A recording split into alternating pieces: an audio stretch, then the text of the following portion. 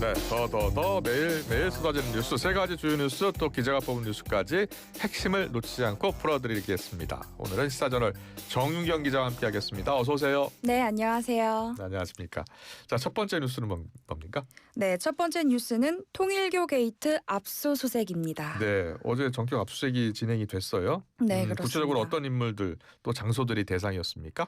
네, 어제 오전 9시부터 오늘 새벽 12시까지 무려 16시간에 가까운 고강도 압수수색이 있었습니다. 네. 이렇게 오래 걸린 이유가 있었는데요.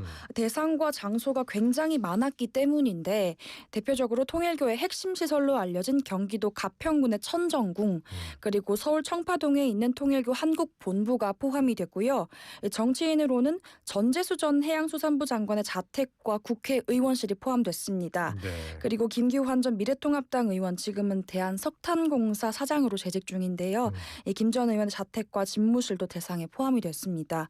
또 경찰은 한학자 총재가 수감 중인 서울구치소도 압수수색에 나섰습니다. 그래요. 그런데 이번 압수수색 대상을 보니까 네. 한 10여 곳 되는데 김건희 특검 사무실도 포함이 됐더라고요. 네, 그렇습니다. 그 이유를 좀 설명을 드리면 네. 김건희 특검팀은 지난 8월에 윤영호 전 본부장으로부터 전재수 전 장관의 금품 수수 의혹과 관련된 진술을 확보를 했거든요. 예. 그런데 이 4개월 넘게 수사기관에 넘기거나 별다른 조치를 하지 않았다는 의혹을 받고 있는데 이런 이유로 특검팀이 직무를 유기한 거 아니냐 이런 예. 의혹이 있었고요. 예. 실제로 직무유기 혐의로 고발도 된 상태인데 결국 이 사건도 수사 대상에 포함되면서 특검 사무실 역시 이번 압수수색 대상에 포함이 되었습니다. 네, 전재수 전 장관은 그 압수수색 상황을 지켜봤다고 해요. 네, 어떤 그렇습니다. 입장을 내놨습니까? 네, 어제 국회의원실 안에서 직접 압수수색 과정을 지켜본 걸로 확인이 됐습니다. 예. 그리고 압수수색이 마무리된 뒤에 의원실 밖으로 나와서 직접 입장을 밝혔는데요. 통일교로부터 그 어떤 금품도 받은 사실이 없다면서 의혹을 강하게 부인했습니다. 또 7년 전 일이라서 기억을 더듬어야 한다면서 정리된 입장을 조만간 기자간담회나 별도 발표를 통해서 밝히겠다고 했습니다. 예. 자, 국민의힘은 이 통일교 의혹에 대해서 특검 도입을 주장하고 있는 거죠? 네, 그렇습니다. 어제 국민의힘 장동혁 대표가 이 사건은 대통령까지 개입한 권력형 범죄 은폐다. 이보다 더 명확한 특검 사유는 없다고 말을 했는데 이른바 통일교 게이트에 대한 특검 도입을 강하게 촉구했습니다. 다만 그 국민의힘이 특검법 발의한다고 해서요. 통과되기는 쉽지 않습니다. 왜냐하면 민주당이 지금 과반 의석을 갖고 있으니까 예. 국민의힘 단독으로는 한계가 있고요. 어제 민주당 비공개 회의에서 발언이 좀 있었는데 예. 네, 정청래 대표가 국민의힘이 통일교 특검 주장은 절대 수용 불가하고 일고의 가치도 없다는 뜻을 강하게 밝혔습니다. 네, 개혁신당과의 연대 가능성 이야기가 나오던데요. 네, 그렇습니다. 통일교 특검을 둘러싼 야권의 공조 가능성도 본격적으로 나오고 있는데요. 그동안 장 대표가 그 개혁신당과 연대 가능성에 대해서는 조금 신중한 모습을 보여왔거든요. 예. 근데 이번에는 이 정권을 막아세우기 위해선 힘을 모아 맞서야 한다 이러면서 공조 가능성을 시사했습니다. 예. 장 대표가 취임 이후에 그 공개적으로 개혁신당과 연대 가능성을 나타낸 거는 이번이 처음입니다.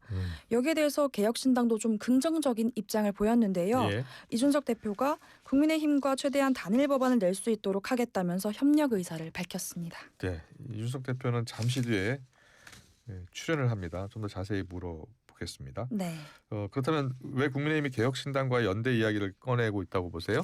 정치권에서는 지방선거를 앞두고 국민의힘과 개혁신당이 본격적으로 대화에 물고 튼 거 아니냐 이런 얘기 나오고 있습니다. 예. 어제 저희 프로그램에 출연했던 그 신동욱 최고위원도 힘이 약한 사람들이 선거에서 이기기 위해서 개혁신당과 전략적 연대를 가져가지 않을 수 없다 이렇게 말을 했잖아요. 예.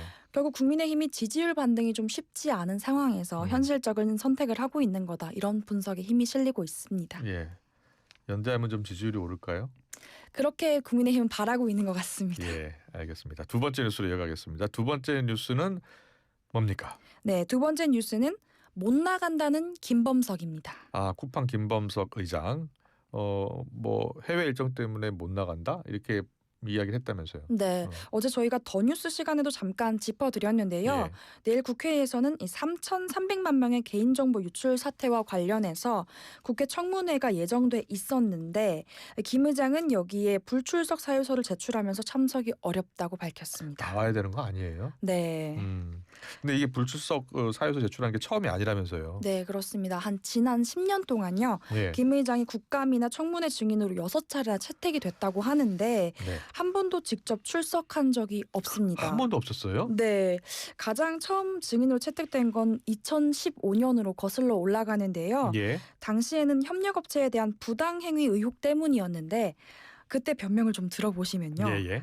농구를 하다가 아킬레스건이 파열돼 거동이 불편하다. 그래서 긴 바지를 입을 수 없다는 이유로 불출석을 했습니다. 그 뒤로도 뭐 해외 출장이 있다, 공식 일정이 있다 이런 이유로 계속 출석을 피했고요. 특히 2021년에는요. 쿠팡 물류센터 화재로 소방관 한 분이 순직하는 좀 맞아요. 안타까운 예. 사건이 있었거든요. 그런데 이때 김 의장은 한국법인 등기이사직에서 사임을 했는데 이 법적 책임 선상에서 빠져나갔다는 이런 지적이 있었거든요. 여기에 대해서 민주노총 관계자는 당일 배송보다 빠른 당일 도망이다 이렇게 비판하고 나섰는데요. 예.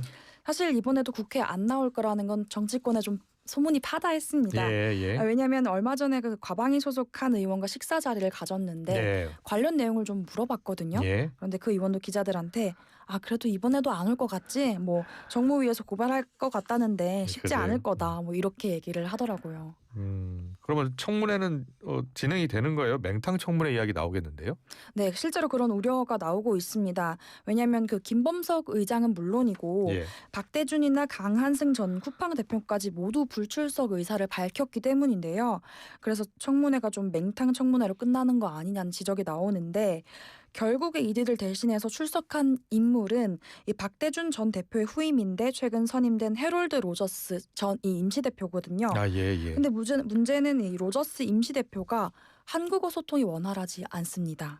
그래서 뭐 국회의원이 한국어로 묻고 또 통역을 하고 이런 과정 거치다 보면 핵심 질의가 과연 제대로 될 수 있냐 이런 우려가 나오고요.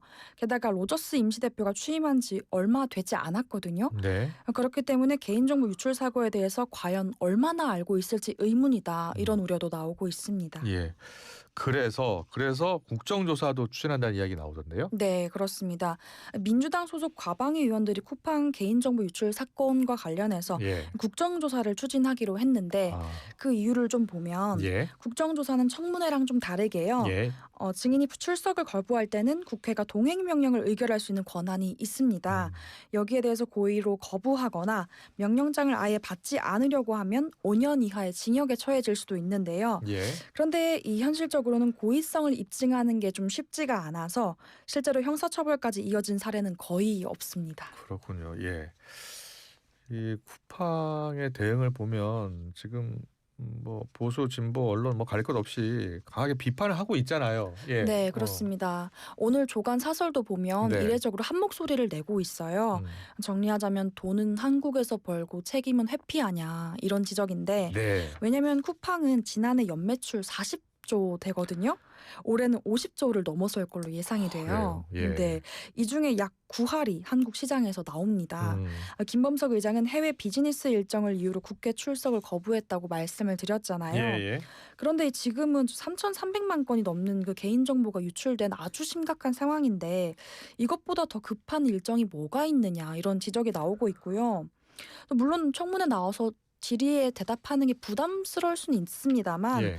그렇다면 최소한의 사과나 유감 표명 또 혹은 재발 방지 대책 정도는 직접 내놓는 책임 있는 태도가 필요한 게 아니냐 이런 지적도 나오고 이 있습니다. 쿠팡 영향력이 너무 지금 커져서 네. 지금 매출 타격 이야기가 잘 나오지 않는 것 같아요. 네, 그렇습니다. 대체제가 워낙 없다 보니까 예. 매출에 대해서도 타격이 없는 걸로 보입니다. 그러니까요. 이게 거의 독점하다시피 하고 있으니까 네. 이런 일이 벌어지고 있는 것 아닐까라는 생각도 하게 됩니다. 세 번째 뉴스는 뭡니까? 네, 세 번째 뉴스는 충돌한 국민의힘 지도부입니다. 네. 어제 공개석상에서 충돌이 있었다고 해요. 네, 그렇습니다. 어제 최고위원회의에서 국민의힘 양향자 최고위원과 예. 김민수 최고위원이 날선 신경전을 벌였는데요. 핵심은 이 장동혁 대표가 최근에 중도층보다는 당심에 기대는 그런 행보를 보이고 있잖아요. 예. 이 부분을 두고 갈등이 불거진 겁니다. 자, 어떤 말들이 오갔나 볼까요? 네, 좀 쉽게 말씀드리면 내년 6월 지방선거를 앞두고 외연 확장을 하자는 이 양향자 쪽과 핵심 지지층을 지키자는 이 김민수 쪽이 부딪힌 건데요. 예. 양향자 최고위원은 어제 최고위원 회의에서 이 강성 지지층도 중요한데 이제는 합리적인 지지층 보편 정서에 어필할 수 있는 인물 그리고 메시지가 필요하다고 얘기를 했고요. 예. 이 장 대표나 송 대표가 다른 지도부가 좀 민주당이랑 이재명 대통령을 비판하는 목소리를 냈는데 예. 양 최고 혼자 자성을 촉구하는 쓴소리를 낸 겁니다. 네. 그러니까 김민수 최고위원이 추가 발언 기회를 좀 얻어서요. 곧바로 반박에 나섰는데 기성 언론과 민주당도 모자라서 이제 우리 당 안에서도 우리가 뽑은 당대표를 흔드냐 이러면서 불편한 기색을 드러냈고요. 예. 통일교, 대장동 항소포기, 부동산, 김현지 문제처럼 야당에 집중할 이슈가 많은데 왜 내부를 향해서 공격하느냐면서 진짜 지방선거에서 이기고 싶다면 이 방향성을 다시 고민해야 한다. 이렇게 해야 한다. 이렇게 직격을 했습니다. 최고위원 회의 때 격돌했기 때문에 많은 기자들이 지켜보고 있었을 거 아니에요. 네. 예. 상당히 이례적이었어요. 그렇죠. 사실 그 두 최고위원이 평소에 성향이 다르다는 건 좀 다 당 안팎에서 잘 알려진 사실이잖아요. 예. 근데 이 체제 아래서 두 사람이 이견을 보인 적은 종종 있는데 예. 이렇게 공개석상에서 정면으로 충돌한 건 저도 처음 보거든요. 예. 보니까 김민수 최고위원이 추가 발언하겠다라고 하면서 한 거잖아요. 네, 예. 그렇습니다. 보통 최고위원회 자리는 예. 준비해온 발언을 간단하게 읽고 마무리하는 경우가 많거든요. 그렇죠. 그런데 예. 어제 김민수 최고가 추가 발언까지 요청해서 반박에 나섰고 이런 방식 자체가 좀 이례적인 장면이었다 이런 평가가 나오고 있습니다. 직접 취재했다면서요. 김민수 네. 최고위원은 왜 공개적으로 이렇게 비판한 거래요? 네, 어제 김민수 최고위원 쪽 이야기를 들어보면요. 사전에 최고위원들끼리 서로 발언 내용을 공유하지 않기 때문에 뭐 작심하고 준비한 발언은 아니었다고 하고요. 예. 현장에서 양향자 최고위원의 발언을 듣다 보니까 이거는 그냥 넘어가면 안 되겠다 이런 생각이 들어서 즉석에서 그냥 발언 기회를 요청한 거다 이렇게 얘기를 했는데 양향자 최고위원 측 반응도 함께 전해주실래요? 네, 어제 양향자 최고 어떻게 받아들였는지 예. 이런 것도 물어봤는데 상당히 당황스러워하는 기색이 좀 그래요? 역력했습니다. 서로 많이 다르다는 건 나도 알았는데 이렇게 예. 공개적으로 반박할 줄은 몰랐다고 했는데요. 제가 따로 내부 비판 메시지 왜 꺼냈는지도 좀 들어봤거든요. 예. 근데 양향자 최고 말로는 금요일부터 주말 내내 정말 고민을 많이 했다. 최고위 들어가기 직전까지도 계속 메시지를 다듬었다고 했는데 그 이유는 최근에 만난 지자체장들과 현장 민심을 들어보면 이 장동혁 체제로 안 된다는 반응이 9할에 달할 정도로 우려가 컸다는 겁니다. 예. 그리고 이건 진짜 큰일이다 이런 위기감이 있다고 전했고요.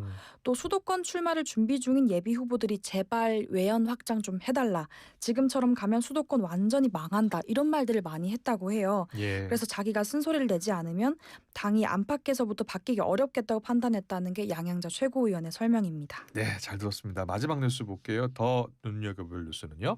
네, 마지막 뉴스는 명픽 정원호 폭행 논란입니다. 예. 이 정원호 성동구청장 이야기예요? 네, 그렇습니다. 최근 들어서 지지율이 굉장히 많이 오르고 있잖아요. 네. 왜냐하면 이재명 대통령이 최근에 SNS에 성동구청장을 공개적으로 칭찬했기 때문인데 예. 실제로 이 발언 이후에 여론조사가 하나 나왔는데 이 차기 서울시장 양자대결 구도에서 정 구청장이 현직 오세훈 시장보다 더 높은 지지율을 기록한 결과가 나왔습니다. 예. 오 시장이 민주당 후보에게 오차범위 밖에서 뒤진 건 이번이 처음입니다. 그래요. 예. 그 여론조사 나온 뒤에 정원호 구청장 측 반응이 나왔나요? 네, 그렇습니다. 한번 물어봤는데 예. 우선 최근 구정 성과에 대한 주민들의 만족도가 입소문을 타고 퍼지면서 예. 자연스럽게 지지 확산으로 이어지고 있다. 이런 흐름이 좀 여론조사에 반영된 것 같다는 입장을 전했고요. 예. 또 앞서 말씀드렸다시피 그 이재명 대통령의 발언 있잖아요. 이 점을 상당히 영향을 준 걸로 보고 있습니다. 정 구청장 본인도 그동안의 좀 정책 성과에 비해서 인지도가 떨어진다는 부분을 좀 아쉬운 부분으로 생각해 왔는데 예. 대통령의 언급 이후에 이런 사람이 있었어 하는 반응이 분명히 있었다고 합니다. 네, 정은호 구청장 30년 전 폭행 논란이 다시 도마에 올랐다고요? 네, 그렇습니다. 어제 악재도 하나 있었는데 예. 당시 언론 보도에 따르면 정 구청장이 양천구청장 비서관으로 재직 중일 때 폭행 사건에 연루돼서 한 벌금 300만 원 선고받은 전력이 있었거든요. 예. 이 부분에 대해서도 입장을 좀 들어봤는데 같은 자리에 있었던 국민의힘 전신 민주자유당 소속 국민의힘 국회의원 비서관이 예. 5.18 민주화 운동이랑 고 김대중 전 대통령에 대해서 부정적인 발언을 했는데 예. 이 구청장이 아무래도 여수 출신이고 음. 학생운동 경력도 있으니까 그 발언에 대해서 감정이 좀 격해지면서 벌어진 일 이렇게 설명을 했고요. 네. 본인은 오랜 시간 이 사건을 반성해왔고 본인 스스로도 왜 그때 욱했을까 이런 후회도 한다고 합니다. 그래요. 네, 잘 들었습니다. 시사저널 정윤경 기자와 함께했습니다. 고맙습니다. 네, 감사합니다.